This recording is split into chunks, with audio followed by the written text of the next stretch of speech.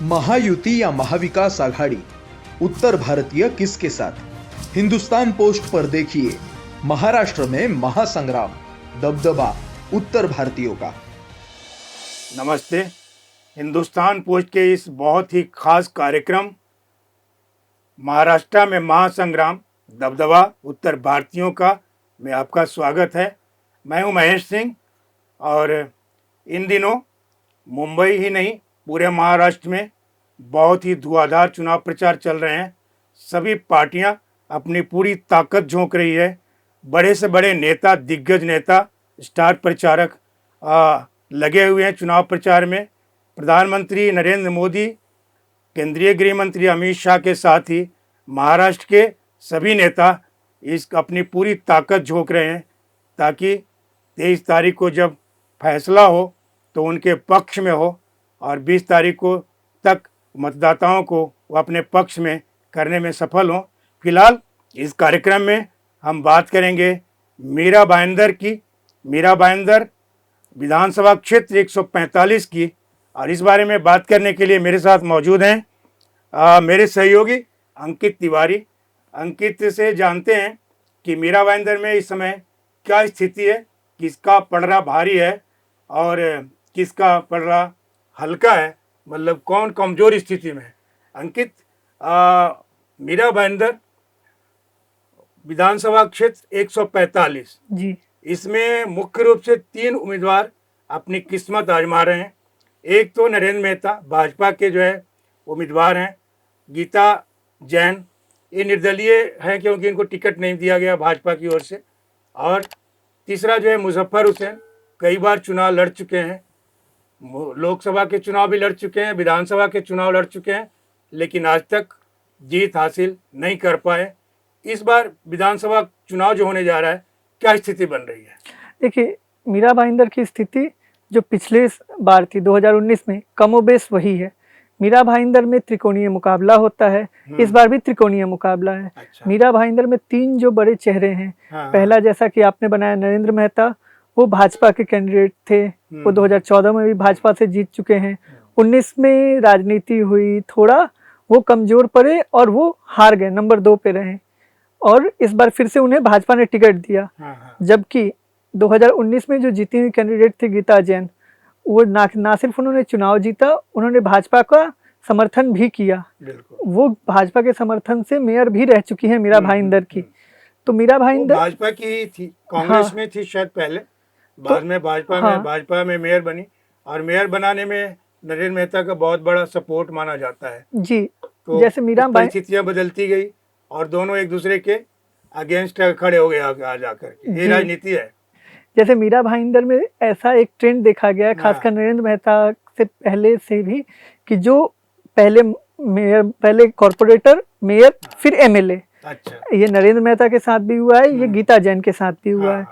तो ये 2 फोर्सेस हो गए। पहले नरेंद्र मेहता जो भाजपा के आधिकारिक कैंडिडेट हैं, दूसरी गीता जैन जो कि पार्टी के बाहर से उन्होंने पूरे 5 साल भाजपा को समर्थन दिया है, भाजपा के साथ काम किया है, बट किसी कारणवश उन्हें टिकट नहीं दिया गया। बट इसका मतलब नहीं है उनका वोट नहीं है, बट उनकी कुछ कमियां हैं जिसकी वजह से वो इतनी प्रभावी नहीं हो पाई, उन्हें टिकट नहीं मिल पाया। जैसे महानगर पालिका में उनकी पैठ, जबकि पिछले 5 सालों में मीरा भाईंदर महानगर पालिका में चुनाव नहीं हुए थे, प्रशासनिक अधिकारी नगर पालिका को चला रहे थे। उसमें गीता जैन अपनी बात मनवाने में, अपनी बात को रखने में, चाहे वो फेरी वालों के खिलाफ आंदोलन हो या साफ सफाई को लेके हो या फिर अवैध अतिक्रमण को लेके हो, इन सब बातों पे वो उतनी मुखरता से नहीं हो पाई हैं। या फिर जो पिछले साल हिंसा हुई थी उसमें भी वो चेहरा तो बनी उसका, बट जमीन पे उनका उतना असर नहीं हो पाया, इसके लिए वो भी कमजोर है। तीसरी बात, जहाँ तक बात करें मुजफ्फर हुसैन की, तो मुजफ्फर हुसैन चुनाव तो बहुत लड़ चुके हैं, ये उनका तीसरा चुनाव होगा। सही है। लेकिन उनके साथ दिक्कत ये है कि मीरा भाईंदर में 72,000 मुस्लिम मतदाता हैं। अलग अलग सोर्सेज बताते हैं 72,000 हाईएस्ट है, 62,000 से 72,000 तक बीच में है। तो उनको 50,000 55,000 उनके फिक्स वोट। इससे पहले भी जब वो तीसरे नंबर पे आए थे 2019 में, उनको 55,000 मत मिले थे। इसके साथ ही नरेंद्र मेहता, 2019 की अगर हम बात करें तो क्या स्थिति रही थी, किसको कितने वोट मिले थे और कैसे फैसला जीत हार का हुआ था? वो थोड़ा बताएं आप। हाँ, 2019 में जो नंबर 1 पे रही थी गीता जैन, जो कि निर्दलीय प्रत्याशी थी, भाजपा से वो टिकट चाहती थी, जैसे अभी भी चाहती थी। उन्हें किसी कारण टिकट नहीं मिल पाया क्योंकि नरेंद्र मेहता सिटिंग एमपी थे, तो इस वजह से उन्होंने निर्दलीय पर्चा भरा। नरेंद्र मेहता का उस समय कुछ कंट्रोवर्सी चल रहा था, पॉलिटिकली वो बैकफुट पे थे, इस वजह से वो हार गए। और गीता जैन खुद को एक नया महिला चेहरा दिखा के वो जीत गई और उनको वोट मिले थे 79,000, 79,500 वोट मिले थे, जबकि 64,000 वोट मिले थे नरेंद्र मेहता को। जीत हार का फर्क सिर्फ 7.3% का था, लगभग 55,000 मतलब 15,000 वोटों का फर्क था। तीसरे नंबर पे उस समय भी रहे थे मुजफ्फर हुसैन को उस समय भी 55,000 वोट मिले थे, जबकि उस समय कांग्रेस और एनसी अलायंस में थी। अभी वो अघाड़ी के, महाविकास अघाड़ी के प्रत्याशी हैं, और वो सिर्फ खुद को महाविकास अघाड़ी के प्रत्याशी ना, बल्कि जो इंडी गठबंधन बना था लोकसभा के टाइम, जो कि अभी इस विधानसभा में टूट चुका है क्योंकि सपा ने भी अपने उम्मीदवार चेहरा बनने की कोशिश कर रहे हैं। बिल्कुल, उनको लग रहा है कि उन्होंने दिखाने की कोशिश कर रहे हैं कि हमारे साथ अरविंद केजरीवाल की भी पार्टी है, समाजवादी पार्टी भी है, सबकी ताकत है। मैं ये जानना चाह रहा हूँ कि वहाँ पर 62 या 72,000 मुसलमान वोट है, तो मुसलमानों के भी सब मतलब पूरे वोट, एक मुश्त वोट मुजफ्फर हुसैन को नहीं मिले क्या? क्योंकि 55,000 वोट ही उनको मिले। नहीं, वहाँ के मुसलमानों में वोट बंटते हैं। अच्छा। नरेंद्र मेहता एक मजबूत कैंडिडेट है, वो कॉरपोरेटर से मेयर से फिर एमएलए बन के आए हैं, प्लस उनको वो बहुत रिसोर्सफुल नेता है, तो और उनकी पहुंच हिंदुओं में तो है ही, खासकर मुसलमानों में भी उनकी पैठ अच्छा है। उन्होंने बहुत सारे, वो बिल्डर बैकग्राउंड से आते हैं, उन्होंने बहुत सारे काम किए हैं, तो मुसलमानों में उनका ठीक ठाक पैठ है। क्योंकि 2019 की हम माने तो उस समय 72,000 मतदाता थे, और सारे मुसलमानों ने भी मुजफ्फर हुसैन को वोट नहीं किया था। इस बार क्या सिचुएशन बन रहा है? क्योंकि अभी काफी कुछ बदलाव आया है पॉलिटिक्स में, थोड़ा मतों का ध्रुवीकरण भी हुआ है, और तो क्या लगता है कि इस बार क्या स्थिति रह सकती है? इस बार पिछले बार जितना ही, मतलब जितना ये 5 सालों में बदलाव हुआ है उतना ही सेम हुआ है। जैसे महाराष्ट्र के पूरी ओवरऑल राजनीति देखें, 2 पार्टियां टूटी, अलग अलग फैक्शन हुए, 4 प्रमुख पार्टियां से 6 प्रमुख पार्टियां बनी, लेकिन कमोबेश 6 हो गई। हाँ, कमोबेश जो राजनीति है वो आज भी 3 ही चेहरों के आसपास घूम रही है मीरा भाईंदर में। पहले नंबर 1 चेहरे हैं उसमें नरेंद्र मेहता, दूसरे चेहरे हैं उसमें गीता जैन, और तीसरे जो चेहरे हैं वो फिर इस बार मुजफ्फर हुसैन है। मुजफ्फर हुसैन के पास ऐसा नहीं है कि वोट नहीं है, इस बार भी वो 60,000 वोट ला सकते हैं, वो उनका फिक्स्ड वोट है। बट क्या वो उस वोट को, मार्जिन को बढ़ाएंगे और उसको 80, 85 या 90 तक ले जा पाएंगे जिससे जीत मिले? ऐसा वैसे हिंदुओं के वोटों का भी ध्रुवीकरण काफी अच्छा है, क्या बोलें? उसके लिए तो वहाँ पे नॉर्थ इंडियन, मतलब उत्तर भारतीय हिंदी भाषी वोट भी बहुत ज्यादा है। अभी जब हम बात कर रहे हैं 13 तारीख को, अभी शाम 4 बजे योगी आदित्यनाथ आएंगे, वहाँ पे उनका रैली है एसके स्टोन ग्राउंड में। तो ऐसा नहीं है कि नरेंद्र मेहता कुछ प्रयास नहीं कर रहे हैं, नरेंद्र मेहता बहुत अच्छा प्रयास कर रहे हैं, बहुत मजबूती से चुनाव लड़ रहे हैं। और क्योंकि अभी स्मृति ईरानी को बुलाया था उन्होंने, तो बड़े बड़े स्टार प्रचारक जो बीजेपी के, भाजपा के हैं, उनको मीरा भाईंदर में ला रहे हैं। तो ये जो स्टार प्रचारक है वो कितने वोट खींचने में कामयाब होंगे नरेंद्र मेहता के लिए? नरेंद्र मेहता के लिए स्टार प्रचारक ही मेन ये होंगे, क्योंकि नरेंद्र मेहता के पास भी 60,000 वोट है। नरेंद्र मेहता ऐसे बहुत कमजोर नेता नहीं है, वो बहुत, जैसा मैंने बताया अभी, वो मजबूत नेता है, उनका बैकग्राउंड है, उनका 60-65,000 वोट है। बट फिर वही बात है जो मैंने मुजफ्फर हुसैन के लिए बोली थी कि क्या इस वोट को पुश करके 80-85,000 कर पाते हैं? क्या लगता है कि इस बार भी 5,000, 10,000 मुस्लिम वोट जो है वो नरेंद्र मेहता के पक्ष में जाएंगे? इसमें कोई बड़ी बात नहीं है, वो जाते हैं। नरेंद्र मेहता का इतना पहुंच है, नरेंद्र मेहता ने इतना काम किया है कि वो जा सकते हैं और वो जाएंगे। अगर ऐसा देखा गया, गीता जैन को आप क्या समझते हो, मतलब फिर से क्लिक करेंगे पिछली बार जैसा? गीता जैन की राजनीति जो थी वो पिछली बार बहुत अच्छे से क्लिक हुई थी। 2019 का जो परिवेश था, उनका कुछ कंट्रोवर्सी हुआ नरेंद्र मेहता का, वो बैकफुट पे गए। गीता जैन मेयर से अभी नई प्रत्याशी चाहती थी मेयर के रूप में, उन्होंने अच्छा काम किया था। ऐसा देखा गया कि 5 साल में जो है गीता जैन बहुत ज्यादा एक्टिव मतलब उनके काम नहीं दिखे, जबकि नरेंद्र मेहता हारे हुए कैंडिडेट थे उसके बावजूद उनके काम देखे गए, वो हर जगह एक्टिव दिखे गए। लोगों कॉरपोरेटर जो उनके सपोर्टर कॉरपोरेटर हैं, जैसे मनोज दुबे, अनिल वीरानी और भी दूसरे जो कॉरपोरेटर हैं, वंदना है, मैं और भी है, सीमा शाह हैं, तो ये लोग काफ़ी एक्टिव रहे। इस वजह से आप मीरा रोड में रहते हैं, आपको पता होगा कि मीरा रोड बहुत ही साफ सुथरा, मीरा भाईंदर जो है, भाईंदर तो थोड़ा सा कंजेस्टेड है, लेकिन मीरा रोड की स्थिति काफ़ी अच्छी है। और आपने देखा होगा कि पिछले 5 साल में साफ सफाई काफ़ी अच्छा रहा शहर का, और प्लांटेशन भी बहुत बढ़िया रहा, और सड़कें तो पहले से चौड़ी है क्योंकि बहुत व्यवस्थित तरह से इसका विकास हुआ है शहर का। तो इसका कुछ असर पड़ेगा क्या? इसका असर डेफिनेटली पड़ेगा। जैसे मीरा भाईंदर जैसे जैसे आबादी बढ़ते जा रही थी, तो उसका दबाव बहुत बढ़ रहा था। जैसे भाईंदर में बीपी रोड, नौघर रोड को तोड़ के उसका चौड़ीकरण करना हो, या फिर जो नए फ्लाईओवर बन रहे मीरा भाईंदर जो मीरा भाईंदर रोड है उस पे, तो इसको लेकर नरेंद्र मेहता का जो अप्रोच रहा है, वो हमेशा खुद को एक विकास पुरुष या विकासशील व्यक्ति के रूप में दिखाना चाहते थे, जिसमें वो कामयाब रहे हैं। पिछले 5 साल में भी देखा जाए, वो एक हारे हुए कैंडिडेट थे।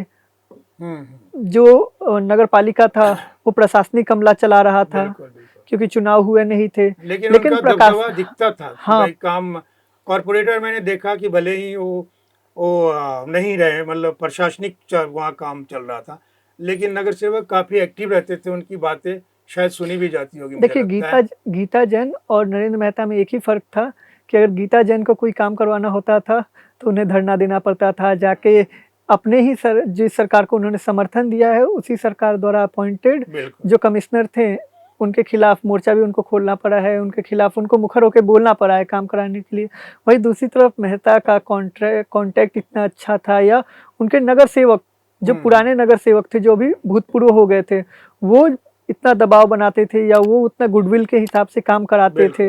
इस हिसाब से जैसे देखा जाए कि ऐसा नहीं था कि वो सिर्फ गुडविल पे, पिछले साल ही फेरी वालों को लेकर जो इतना सब कुछ हुआ कि अवैध फेरी वालों को हटाना है मीरा रोड से और ये करना है, उसमें नरेंद्र मेहता ने जम के मोर्चा खोला। उसमें अभी जिस व्यक्ति के ऊपर नजर नहीं है, वो है एडवोकेट रवि व्यास, जो कि चुनाव प्रबंधक है। व्यास हैं, इन्होंने भी काफी टिकट लेने की कोशिश की जी। और एक विक्रम प्रताप सिंह है, उनको लग रहा था कि शायद शिंदे गुट को, जो है शिवसेना शिंदे गुट को, अगर ये सीट मिलती है तो उनको टिकट मिलेगा, शायद मिल भी जाता, लेकिन नहीं हुआ ऐसा, बीजेपी के कोटे में चला गया। क्योंकि ये लोग क्या नरेंद्र मेहता के लिए काम करेंगे क्या? हाँ, अभी तो जैसा देखा जा रहा है वो मेहता के लिए ही प्रचार कर रहे हैं। नरेंद्र मेहता के लिए प्रचार कर रहे हैं, उनकी सभाओं में आ रहे हैं, जा रहे हैं। जैसे आज योगी आदित्यनाथ का, जैसे मैंने बताया कि उनका रैली होने वाला है, तो उसका सारा काम वाम देखना, क्योंकि वो संगठन में उनका पद है, वो यहाँ के चुनाव प्रबंधक है मीरा भाईंदर विधानसभा के। तो उस पद के हिसाब से वो सब कुछ देख रहे हैं। स्मृति ईरानी आई थी तो फिर भी उन्होंने देखा, उनके स्वागत में रहे हैं। बट चुनाव है, अगर वो जीत जाते हैं नरेंद्र मेहता, तो व्यास साहब साइडलाइन हो जाएंगे। तो व्यास साहब की कुछ राजनीति हो सकती है। तो आखिरी मोमेंट पे अभी भी 1 हफ्ते बाकी है। लेकिन समस्या ये भी है कि अगर नरेंद्र मेहता हारते हैं तो रवि व्यास पे ये पार्टी जो है उन पे ठिकरा फोड़ सकती है। हाँ, हार का ठीक, तुमने काम ठीक से नहीं किया, अगर तो ये नुकसान भी हो सकता है। फायदा की जगह पे अगर वो इस तरह के कांड करते हैं, कुछ काम करते हैं, नहीं तो उनको नुकसान भी हो सकता है। हाँ, मैं यही बोलने वाला था। फिलहाल मैं ये बोल रहा हूँ कि मीरा रोड में काफी काम चल रहा है। काफी, मतलब देखो, समस्याएं तो हमेशा रहती है, लेकिन जो काम चल रहा है वो ठीक ठाक है। मेट्रो स्टेशन आ गया, मेट्रो आ गया, स्टेशन, रेलवे स्टेशन का बहुत अच्छे से विकास हो रहा है। तो ये सब, ये बड़े बड़े काम हैं। हमारी वो जो सड़कें वहाँ की है मीरा रोड की, वो सब ठीक ठाक है। आप चलोगे तो बहुत बढ़िया लगता है, कंक्रीटीकरण हो गया है। तो ये इसका किसको बेनिफिट मिलेगा?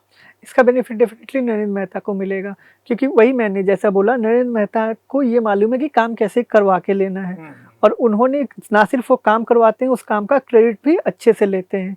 उनका जो पुराना कॉन्ट्रैक्ट है, जब वो मेयर थे या फिर जब उसके पहले जब वो कॉर्पोरेटर थे, उन्होंने उस समय से जो साथ में जो उनके मेयर रहे हैं, जो उनके साथ में लोग काम करने रहे हैं, कॉर्पोरेटर रहे हैं, या फिर जो प्रशासनिक अधिकारी हैं, प्लस उनका पहचान भाजपा में भी, चाहे वो राज्य के स्तर के नेताओं को हो या केंद्र के स्तर के नेताओं से हो, उनकी ये पहुंच बहुत ज़्यादा है, क्योंकि मीरा भाईंदर में एक नहीं 2 विधानसभा कॉन्स्टिट्यूएंसी है, दूसरे जो सिंधे गुट के प्रताप सरनाईक हैं प्रताप सरनाईक, उनके लिए है।